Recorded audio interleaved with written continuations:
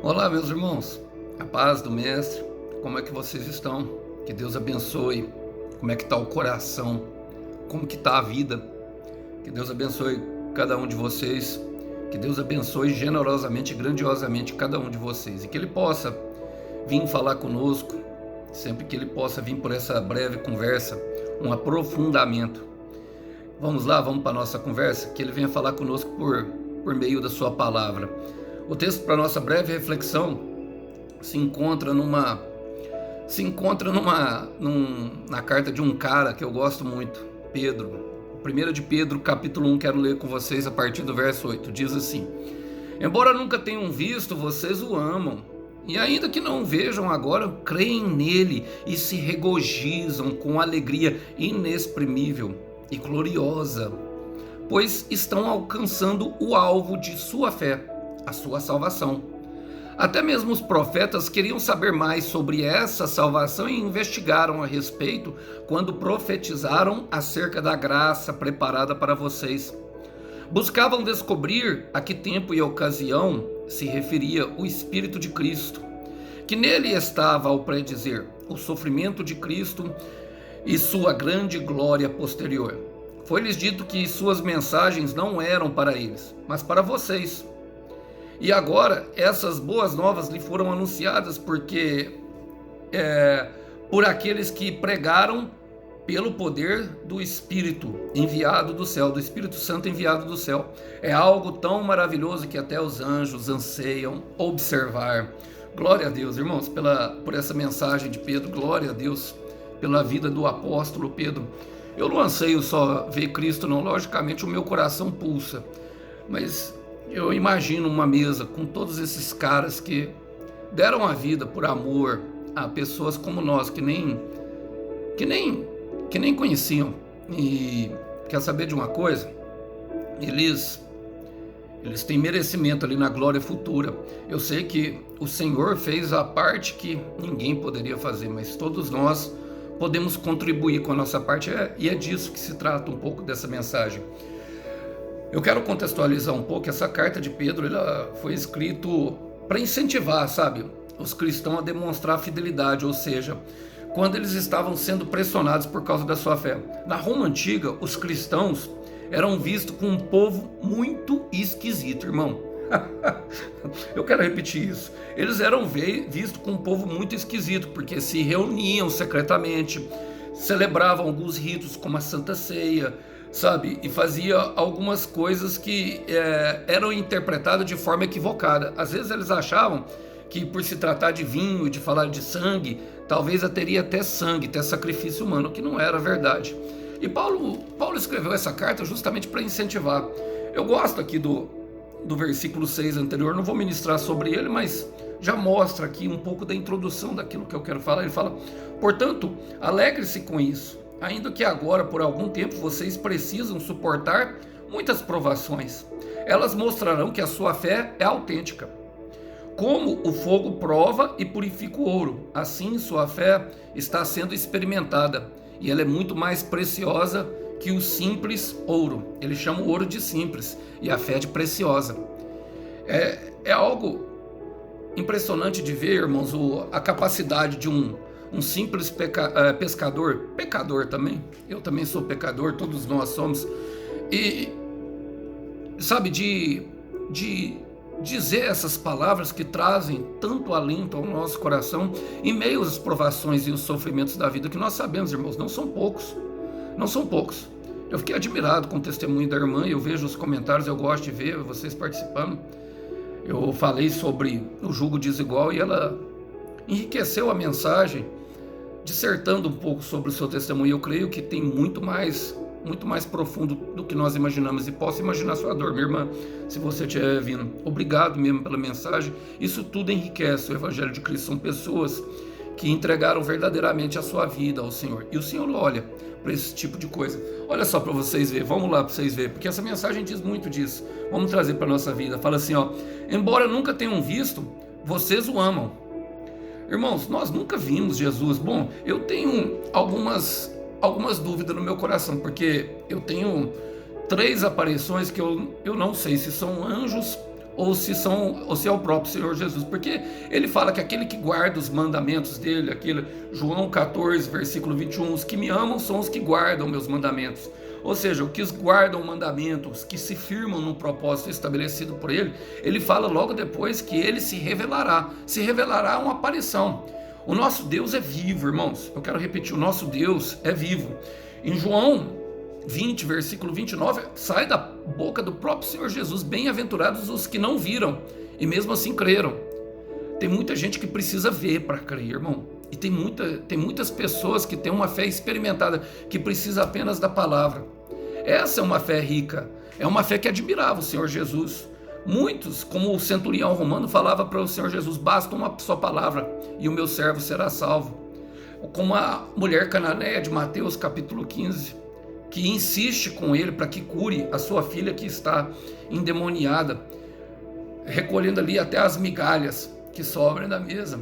Migalhas repartidas na mesa do Pai geram milagres. Eu quero repetir: migalhas repartidas na mesa do Pai geram milagres. E é sobre isso que nós vamos vivendo, contando os nossos testemunhos e os nossos sofrimentos, e vamos dividindo o pão. Vai entrar aí no céu, meu irmão, só quem aprender a compartilhar o pão. Eu quero repetir: vai entrar no céu só quem aprender a compartilhar o pão.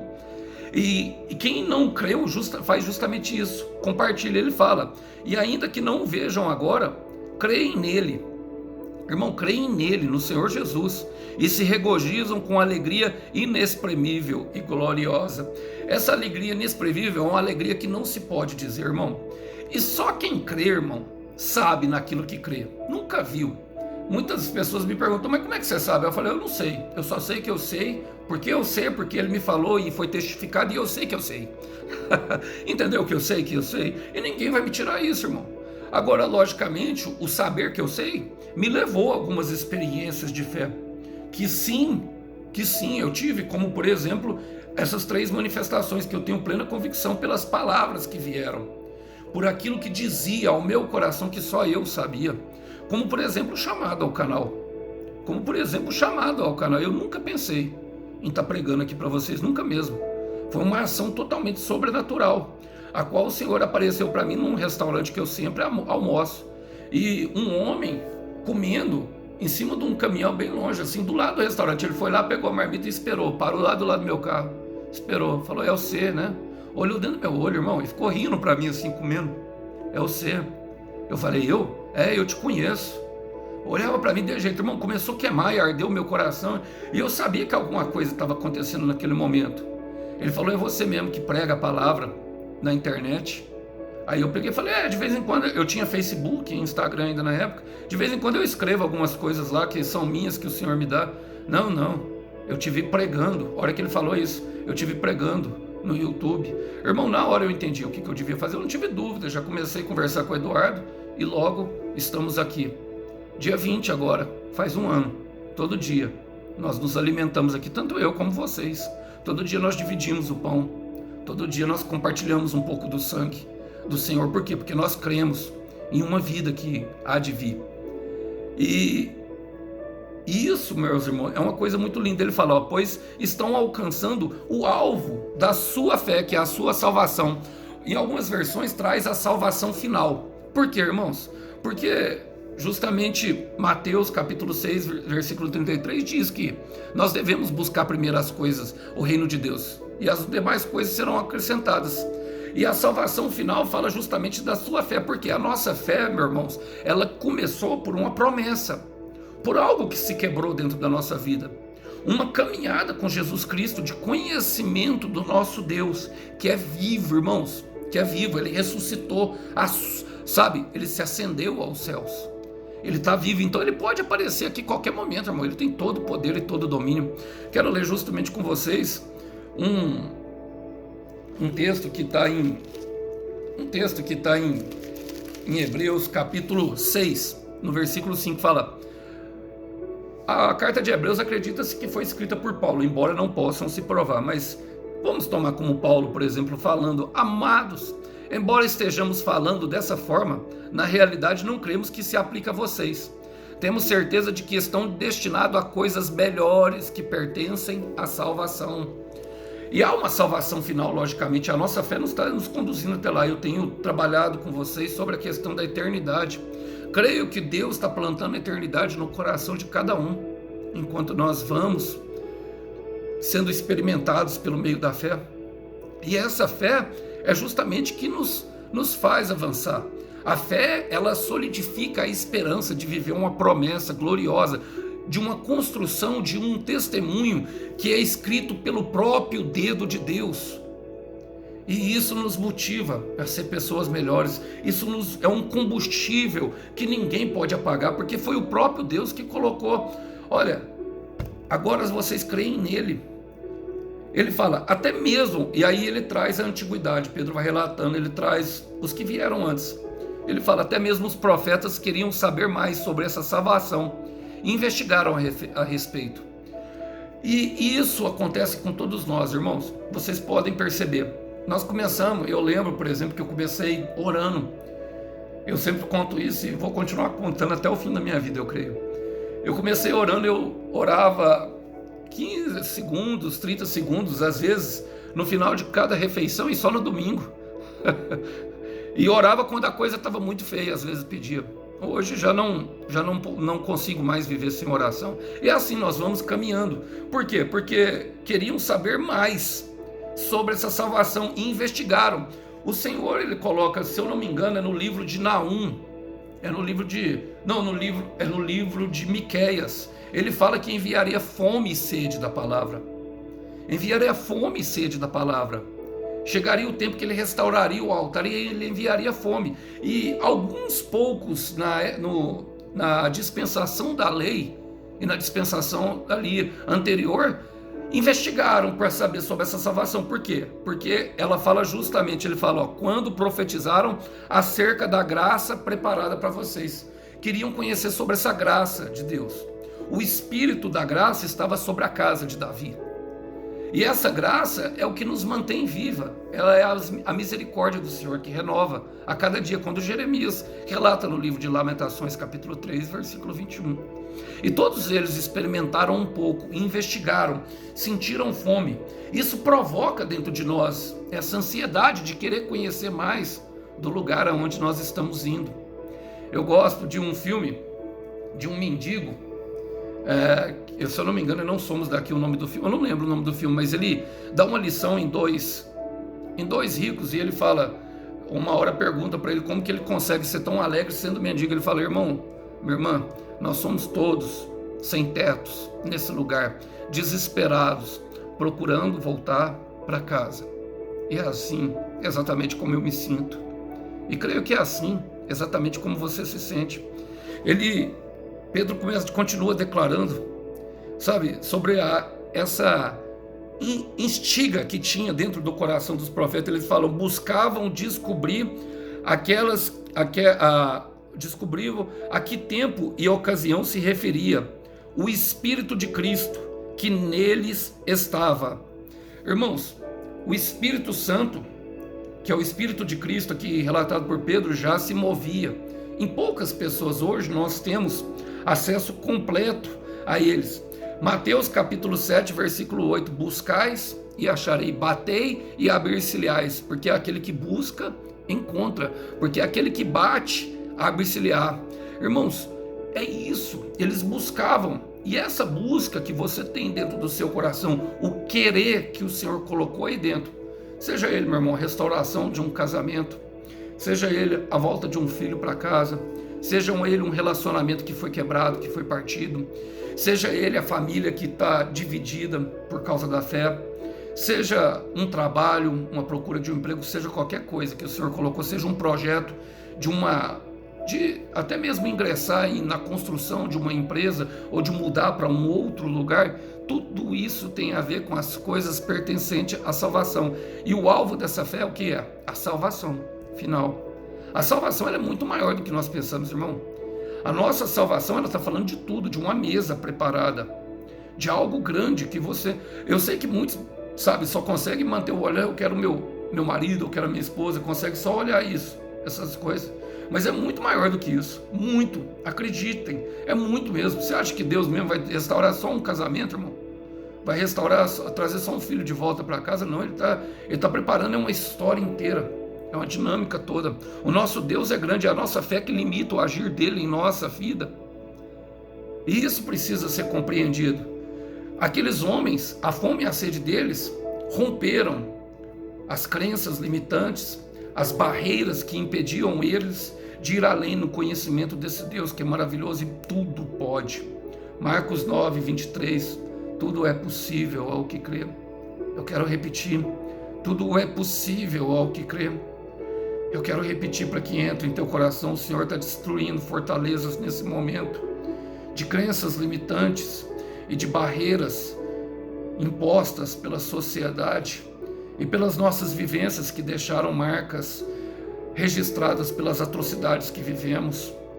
Tudo isso limita o poder de Deus, mas Deus está destruindo pelo poder do Espírito Santo nesse momento. Essas barreiras, porque elas têm, o nosso Deus tem um poder de construir algo muito maior do que nós pensamos. E eles queriam conhecer, olha, o Espírito de Cristo que estava neles. Estava ao predizer o sofrimento de Cristo e a grande glória posterior. Entende, irmãos? Olha, o Espírito de Cristo que estava neles estava a predizer o sofrimento de Cristo e a glória posterior. Nós vemos, irmãos, um evangelho que é pregado, que vai da casa, que vai da casa. Nós vemos isso, faz o Pix. Irmão, foge disso, foge da facilidade, foge do que é fácil. Foge do que não tem esforço. Nada que não tem esforço não tem valor. Eu quero repetir. Nada que foi conquistado sem esforço não tem valor. Esforce-se para conquistar aquilo que Deus colocou dentro do seu coração. Esforce-se começando olhando para si mesmo. Assim, todos nós, eu olho, o Alisson olhando para si mesmo. Esforce-se para que você possa chegar a essa glória posterior. Primeiro o sofrimento, irmão, que depura e nos purifica como ouro, que atravessamos por meio dessa fé. Por isso Pedro fala que a fé, ela vale mais do que o ouro. Nós descobrimos isso, a fé em Deus, irmão, move montanhas. Pega a pá, começa a cavar. Olha, eu quero terminar, ele fala, quero partir já para o final, ele fala, foi-lhes dito que suas mensagens não eram para eles, mas para vocês. Olha, como Deus faz tudo de modo perfeito. Eclesiastes capítulo 3, versículo 11, diz que Deus faz formoso tudo ao seu tempo. Eu amo essa passagem, sabe? Ele faz todas as coisas maravilhosas ao seu tempo, e Ele colocou no coração do homem um anseio para a eternidade. Por quê? Ele usou os profetas para chegar uma mensagem que era para nós, uma mensagem revelada em Cristo Jesus. Essa mensagem hoje, e ele fala, agora, essas boas novas, ou seja, boas notícias, lhe foram anunciadas por aqueles que pregaram pelo poder do Espírito Santo. Agora nós pregamos pelo poder do Espírito Santo, irmãos. Agora, uns loucos insistem em dizer que tem uma pátria celestial esperando, que esse caminho que estamos trilhando, que envolve sofrimento e dor e angústia, às vezes aperto no peito, e às vezes, muitas vezes, as pessoas não vão entender o nosso coração e o que nós sentimos. Ninguém consegue, sabe, explicar isso que nós sentimos. Ninguém consegue entender o nosso coração, a não ser o nosso Senhor. Nós nos apegamos a essa fé. Por quê? Olha, Paulo fala, ele relata muito bem, foi plantado eternidade dentro de mim, dentro de você, meu irmão. Filipenses capítulo 3, versículo 20, a nossa cidadania, eu postei sobre o louvor, a tua mesa cura, agora nós fazemos parte da família. Ele fala, a nossa cidadania, porém, está nos céus, de onde esperamos ansiosamente, essa é a nossa espera, o Salvador, o Senhor Jesus Cristo, pelo poder que o capacita a colocar todas as coisas debaixo do seu domínio. Ele está colocando as coisas em ordem, irmão. É por isso que às vezes a gente vê tudo bagunçado, mas é um poder que nós damos acesso a ele. Então vai mudando primeiro dentro de nós, depois através de nós. Primeiro nosso interior e depois toda a nossa realidade alterada. Primeiro em nós e depois de nós. Primeiro em nós e depois através de nós. Olha, ele fala, Ele fala, ele transformará os nossos corpos humilhados, tornando-os semelhantes ao seu corpo glorioso. E aqui eu quero me apegar, irmão, por quê? Porque ele está transformando. É uma ação contínua transformando. Ele continua fazendo. Esse corpo aqui, irmãos, ele é de paracetamol e ele está falando de algo, logicamente, uma perspectiva celestial. Mas nós podemos entender que todo o processo que temos vivido é justamente por uma glória maior que foi vista pelos apóstolos, inclusive. Quando Jesus voltou, ele entrou na casa, a gente já tem alguns entenderes relatados na própria palavra. Esse corpo, por exemplo, atravessa parede. Tem alguns irmãos. E é por isso que a gente precisa entender que a nossa mente precisa ser transformada. Imagina o poder. Ele foi ascendido aos céus numa nuvem. Agora uma nuvem não pode carregar um corpo. E é uma coisa que eu creio, que nós poderemos voar. Voar e abraçar a Deus, irmão. Meu Deus, eu sei que eu viajo, mas é nisso que eu creio, irmão. É nisso, sabe? Não creio nisso aqui não. Olha para o lado. Olha para o lado. Guerra, fome, pandemia. Se esperamos apenas para essa vida. Agora, os que entenderam essa mensagem, irmão, já vivem em paz, alegria e justiça aqui, concedida pelo poder de Deus. Já vivem aqui, já experimentam aqui. Para quê? Para que possam anunciar, para levar o máximo de gente o possível. E é o que Paulo fala, e é o que Pedro continua falando. Ele fala, ó, e agora essas boas novas são pregadas pelo poder do Espírito Santo. E ele fala, é algo tão maravilhoso que até os anjos, irmãos, anseiam. Até os anjos anseiam ver. Olha, até os anjos anseiam observar. A palavra fala, eu acho que é para João, eles chegam e falam que, para Paulo também, eles falam que eles desejariam pregar esse evangelho, ou seja, viver essas experiências, esse plano de salvação, esse projeto que Deus tem para mim e para você, com a minha vida e com a sua vida, irmão, que é algo muito grande. Se os anjos desejam, meu irmão, quer dizer que o céu, que é um pedacinho do céu dentro de nós. Por quê? Porque o céu deseja observar, porque o céu anseia observar, os anjos anseiam observar, tem um pouquinho de céu dentro de mim, dentro de você, o Espírito de Cristo. Tem um pedacinho do céu em nós. Tem um pedacinho do céu em nós. 1 Coríntios 2, versículo 9. Você já tem um pedacinho, imagina lá como é que é. E ele fala, olhos nenhum viu, ouvido nenhum ouviu, e mente nenhuma imaginou que Deus preparou para aqueles que o amam. E o caminho continua sendo o amor. Estamos aprendendo a amar. E sabemos que para amar é necessário coragem e fé. E fé. Eu quero terminar com a mensagem para vocês entenderem que tudo que eu falo é real e foi vivido por Paulo aqui. Em Filipenses capítulo 1, no versículo 13 e 14, diz assim a palavra de Deus: como resultado, tornou-se evidente a toda a guarda do palácio e a todos os demais que estou na prisão por causa de Cristo. E os irmãos em sua maioria, motivados no Senhor pela minha prisão, estão anunciando a palavra com maior determinação e destemor. É isso que Deus tem para mim e para você.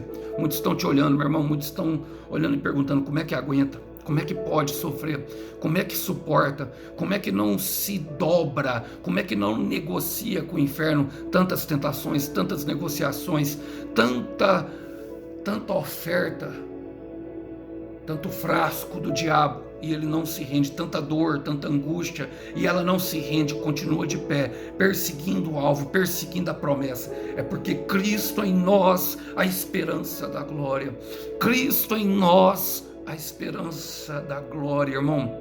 Não entendem, mas estão sendo motivados. Não compreendem, mas vão compreender. Sabe, não sabem o que acontece dentro de um coração cheio de Jesus, mas em breve, por causa do teu testemunho, vão aprender. Transforma o nosso sofrimento em testemunho. Quero deixar essa mensagem com vocês, que Deus abençoe cada um. E lembrando, o Cordeiro tem uma recompensa pelas tuas lágrimas, pela tua força e pelo teu sacrifício. Até uma próxima mensagem. Tchau, tchau.